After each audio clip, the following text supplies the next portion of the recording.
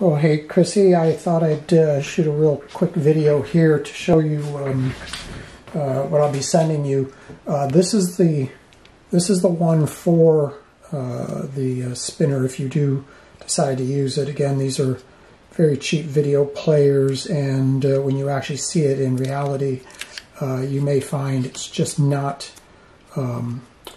what you might have thought it was. But anyways, what I've done is I've added a infrared remote control, because the way I had envisioned it was when it's in the prop, the screen would be inside the body of the nav screen, and the electronics would be tucked somewhere else.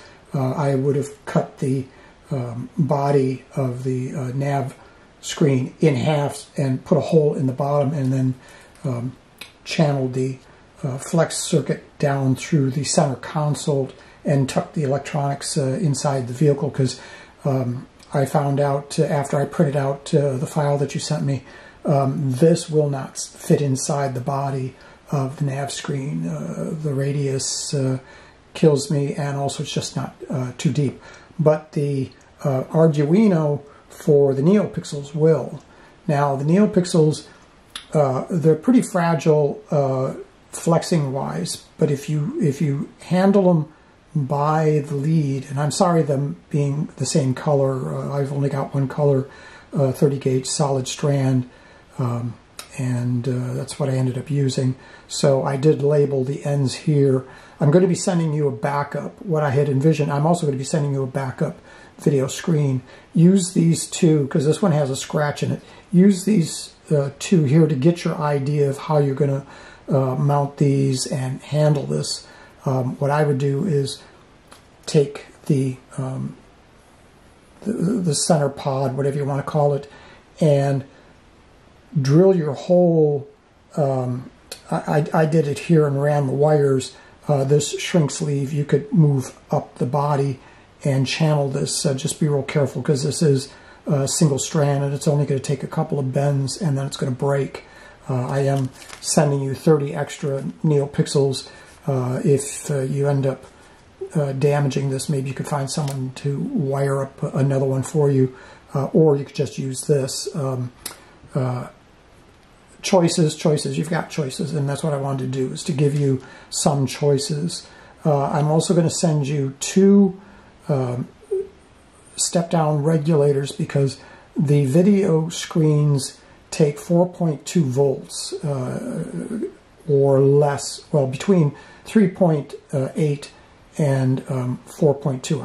I'd say at 4.2, because the remote electronics needs the higher voltage, but use this because I don't know what the spinner is going to be running off of, and this will be a good solution, because it'll handle a high input and not produce a lot of heat, because it's a switching regulator. So unlike linear, you're not wasting the energy, you're actually regulating it through pulse width modulation. So it's a much better way to go. But they're going to be unadjusted, so make sure you adjust them before you hook them up to anything.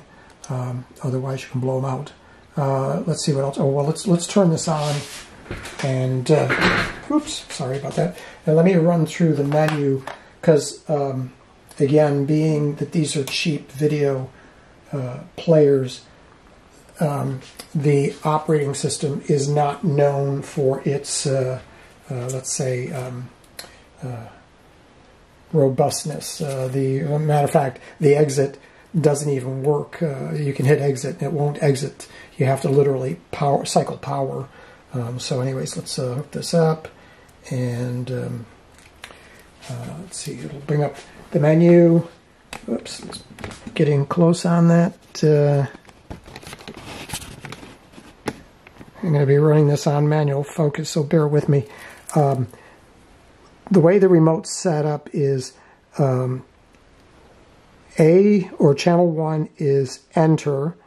This is scroll up, scroll down, menu. And if you don't do anything within a few seconds, the screen's going to go to sleep. Let me see if I can wake it up here. Come on. Okay, I guess we're going to have to... Huh, just to go to sleep. Okay, well, going to have to cycle power. There we go. The video that's on here is... okay, so let's get to video. Oh, I got the wrong damn remote. I'm sorry. I'm going to be sending these without the battery in the remote to help. So anyways, as I say, and I've also remoted the infrared receiver. You can put that anywhere in the vehicle. Just make sure it has a view to the outside so that you can aim your remote at it and do your... Oh, okay, that will wake it up. Do your inputs. So anyways, I'm sorry. I hope this is making sense. I just want to try to get something off to you to kind of show you. There's the screen. You can trim this down. I was hoping there was an edge to where I could get Kapton tape and tape the light, the backlight assembly and remove this bezel, but it's just so small and there's no real lip for me to get Kapton tape on there that won't peel off. You should be able to get it in there, and that's why I'm sending you that second one that you can play around with. So I hope this video helps, but you can get in touch with me anytime to walk through things if there's something you need help with.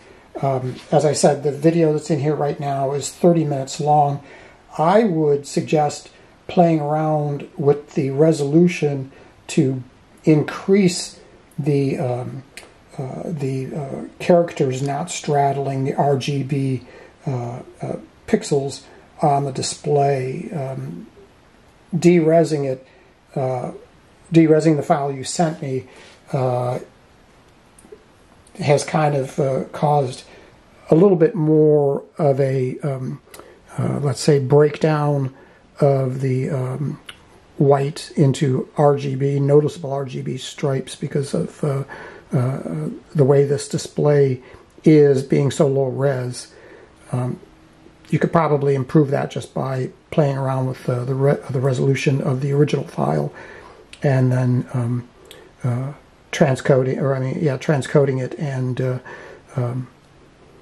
seeing if that works. So another thing to be aware of, here, let me turn this off. When you eject the, oops, let's pull back here. Yeah. If you eject the SD card, make sure that you put your finger here, which is the circuit board. These are the solid state relays that I've added. You don't want to be pressing on those. This is actually part of the circuit board. Press on it to eject the SD card or to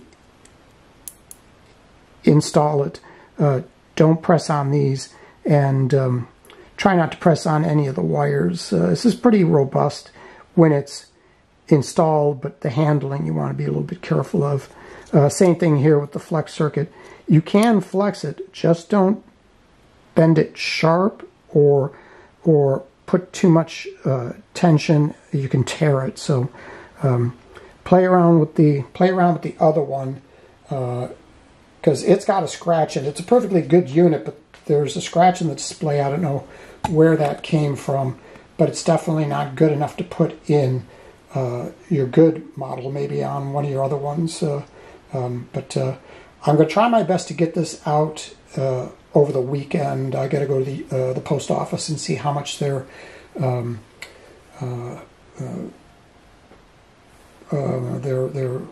shipping is, and get this stuff all packed up. I may send a surprise. I've got some. I was going to. Well, here, let me stop this for a second, and we'll come back. Okay, I know you said you had an LED already installed in your spinner for this front headlight or whatever it is. I'm curious if you'd be interested in a cold cathode fluorescent. That's what they actually used in the vehicle, was either neon or cold cathode fluorescent. It's a little bit more authentic to the vehicle, but if you're interested, I'll enclose this. This particular unit actually comes, it drives two, but you can just run one with the inverter, which is there. I don't know if that's too big. Let me know if you have any interest in this. It looks pretty good. It's about I've got an 8mm glass tube coming in next week. I'm curious to see how that fits in this. Yeah, just wondering if you're curious. I can throw this in the box. Let me know. Anyways, I'm going to get this video off. I'll talk to you later. Bye.